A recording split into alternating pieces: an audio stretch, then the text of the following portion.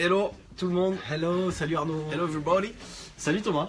Ça va? Ça va et toi? T'as une très belle mine. Merci, et toi aussi, vu que tu étais en vacances la semaine dernière. Ouais, petites vacances la semaine dernière, d'où Etienne dans le live la semaine dernière.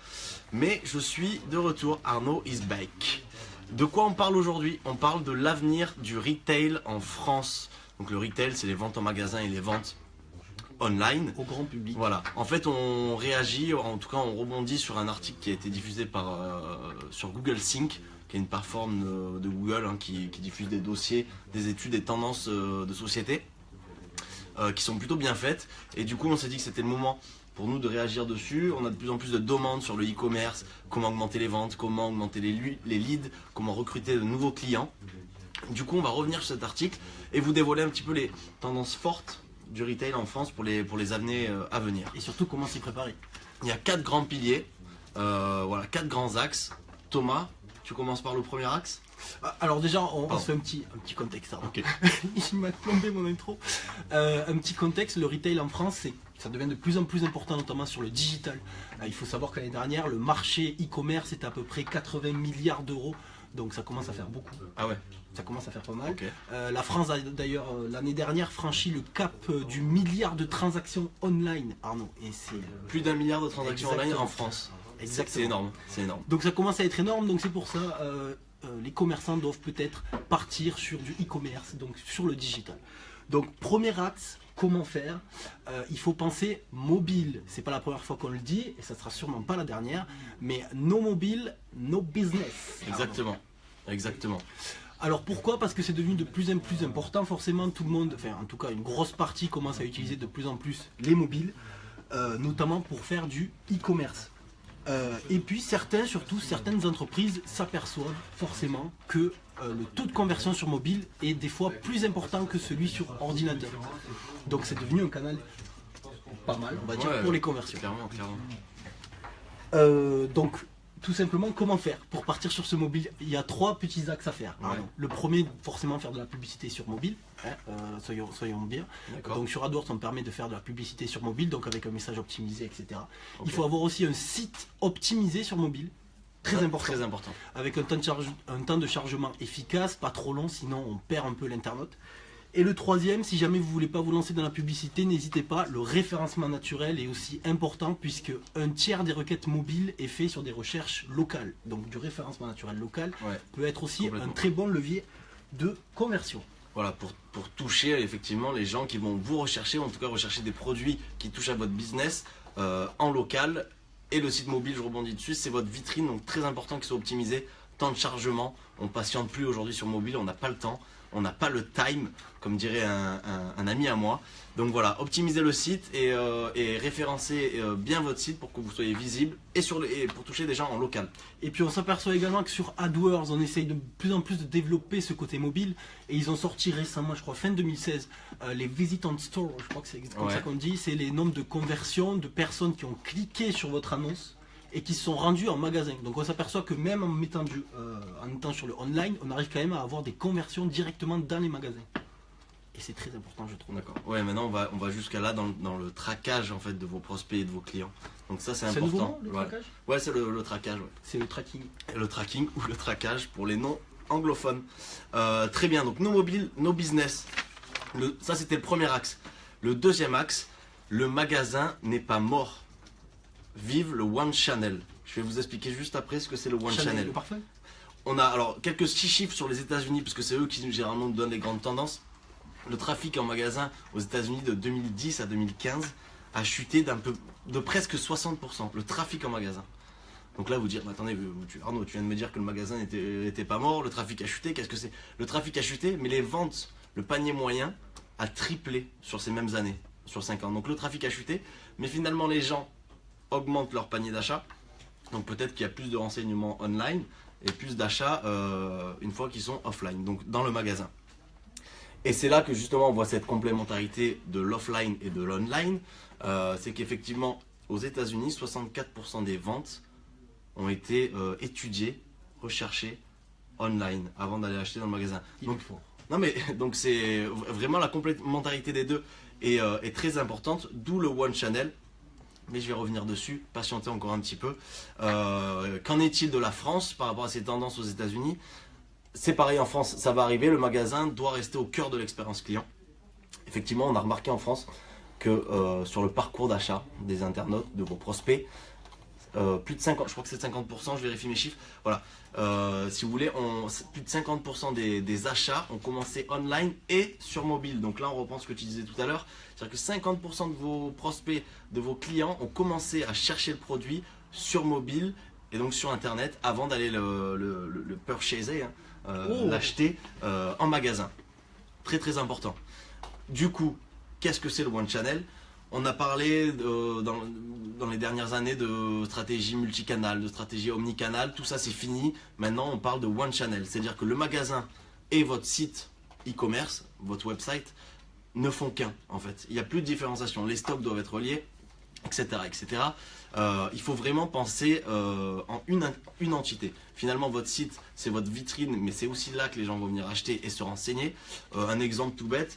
On peut par exemple, le principe du click and collect, on peut aller rechercher quelque chose sur votre site e-commerce, l'acheter et venir le récupérer en magasin, ce qui peut aussi donner lieu sur de l'achat complémentaire. Donc voilà, les deux sont vraiment une seule entité, il faut penser comme ça. Les retailers gagnants à l'avenir, ce sont ceux qui seront forts sur le e-commerce et forts en magasin. Les deux expériences doivent se retrouver, doivent avoir la même cohérence, c'est très très important. Dernière chose, ça c'est un petit peu plus léger mais c'est important, mais là je pense surtout aux grosses marques, c'est le fait de réinventer le magasin et de prendre le virage du digital. Il y a plein d'exemples, je ne vais pas vous les citer, mais d'insérer un petit peu des touches de digital dans votre magasin. Il y a des cintres connectés, il y a des miroirs connectés, il y a des cintres au nombre de likes je crois dans des magasins. Voilà, donc insérer du digital dans le magasin, ça aussi c'est un levier important pour faire de tout ça du One Channel, le magasin et votre site e-commerce. Et puis surtout, ça permettra d'avoir plus de données forcément sur votre persona, votre profil type de personne qui viendra dans votre magasin. Et c'est toujours bon à prendre. Exactement. Donc ça, c'était le deuxième axe. Troisième axe? Le troisième axe, c'est l'expérience client qui doit être hyper personnalisée.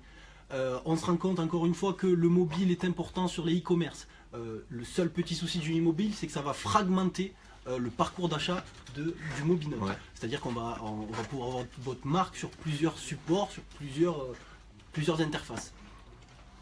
Mais qui dit fragmentation dit qu'il faut quand même essayer d'optimiser le message pour utiliser un message pertinent et efficace sur chacune des interfaces. Ouais. Et pour faire ça, il faut surtout maîtriser 3 flux. Arnaud. Ok. Ouais, j'imagine. T'imagines? Ouais, j'imagine de quoi tu vas parler. Il faut maîtriser le flux magasin, c'est-à-dire que vous devez connaître les horaires d'ouverture de tous vos magasins, par exemple. Très simple. L'adresse aussi. Je pense que tout le monde connaît ça. Les animations qui sont en cours, les événements, tout ça pour pouvoir encore une fois personnaliser le message et pour pouvoir développer une expérience hyper personnalisée.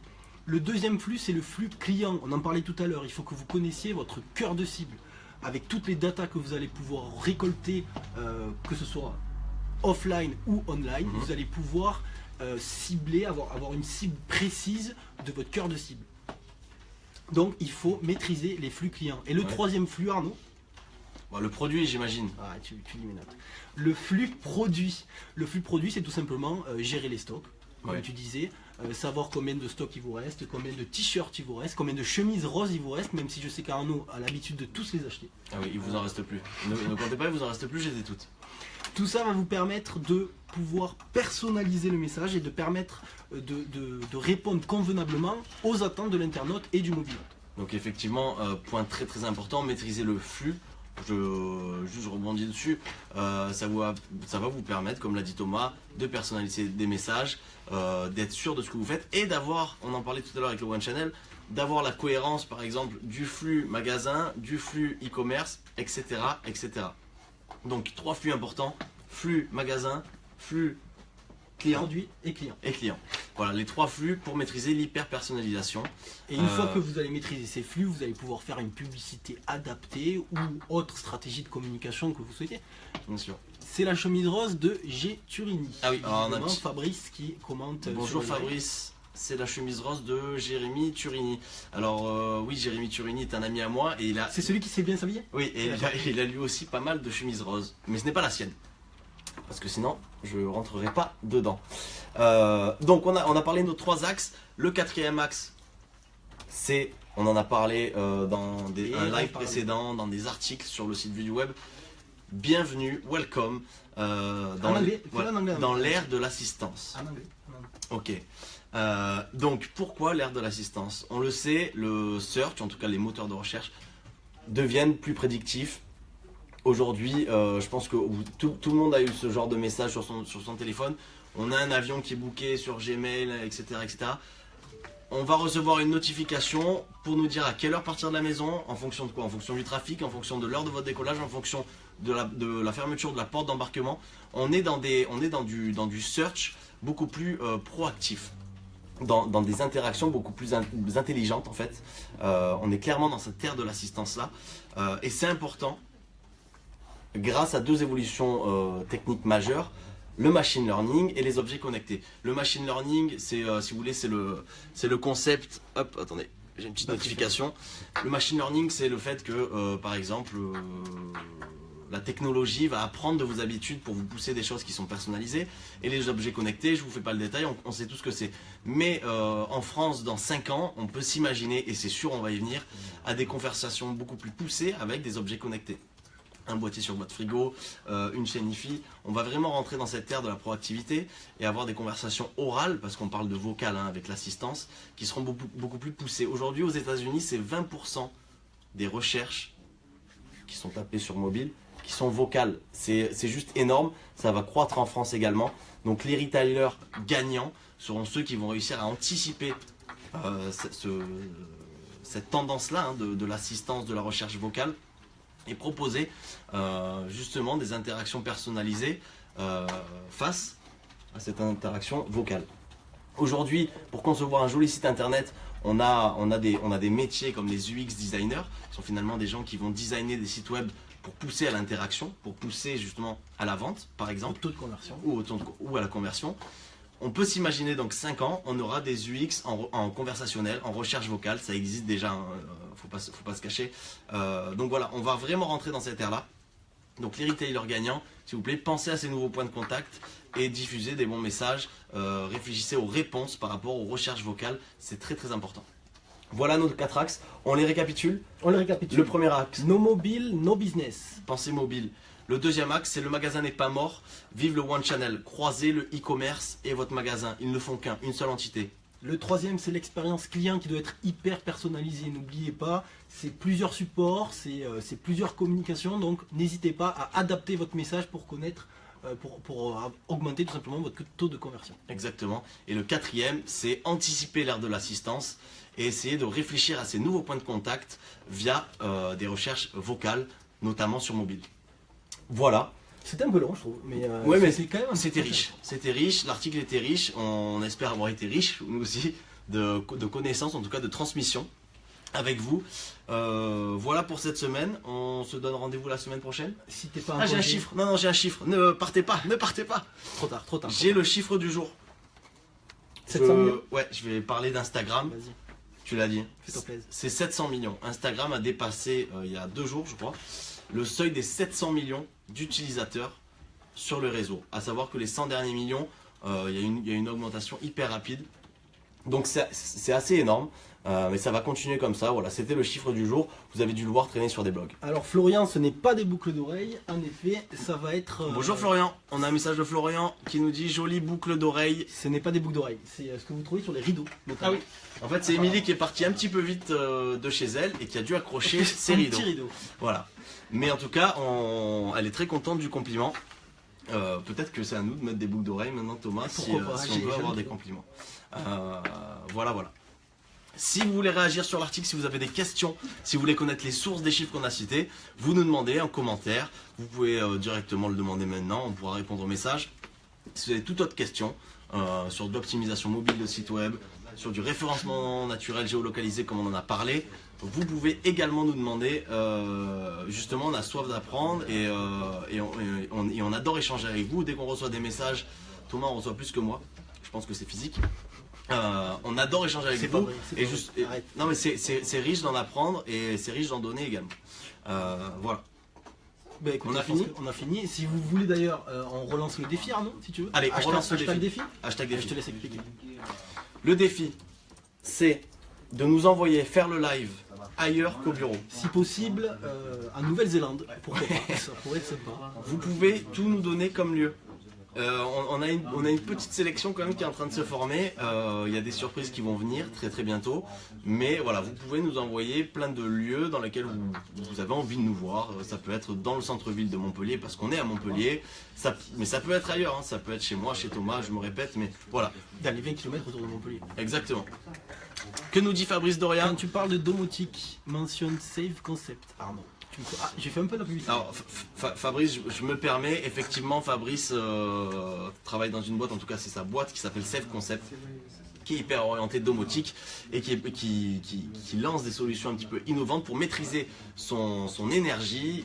Il travaille avec plein de références, la boîte cartonne, donc allez faire un tour. Safe Concept, c'est une entreprise marseillaise. Et si vous voulez les mêmes boucles d'oreilles que Émilie, n'hésitez pas à contacter Stéphanie. Oui, Visiblement. Stéphanie qui nous dit « Je les avais vus, j'ai l'œil ». Bravo Stéphanie pour ton œil aguerri. Là on reconnaît une chopeuse online. Et Bref, on va s'arrêter là. Allez. Tu sais que tu as envie de rester, Arnaud? oui, Il j'ai faut envie de s'arrêter. rester avec vous, Il moi faut j'adore quitter. échanger. Il faut aller manger. Et de rien Stéphanie, écoute Stéphanie, j'ai peut-être envie de te présenter quelqu'un qui s'approche de moi. Sébastien, un petit coucou à Stéphanie peut-être? Bonjour à tous, bonjour Steph, bienvenue sur le live, c'est la fin. On a fait un petit... Oui, C'est la fin, mais on a On a envie de rester, on a je pense envie qu'on de va te voir à Et vous avez l'image. parlé de quoi? Du retail, de l'avenir du retail en France. Il y a 4 grands piliers, clairement. On peut te faire un petit récap. Et vous, non, je vais regarder un récap. D'accord. Vous avez fait un petit coucou à Fred qui est à Deauville. On l'a pas fait, on a oublié. Mais C'est quelle pour ça erreur, qu'on a mais fait venir Quelle Seb. erreur. C'est pour ça. Ouais. On fait un bonjour à Fred qui est parti à Deauville pour l'événement Que du Web. Ouais. Que du web, un événement SEO où l'ensemble des référenceurs de France, agences et Bon week-end à tous. Bon week-end à tous, on se retrouve la semaine prochaine et voilà, n'hésitez pas, le défi pour nous faire aller ailleurs dans le live et si vous avez des questions, on est encore là. Fabrice, il va falloir te calmer sur ta publicité, mais c'est bien, mets des liens, fais-nous vivre ce live et à très bientôt Fabrice. Merci. Bon Ciao à week-end. tous, bon week-end.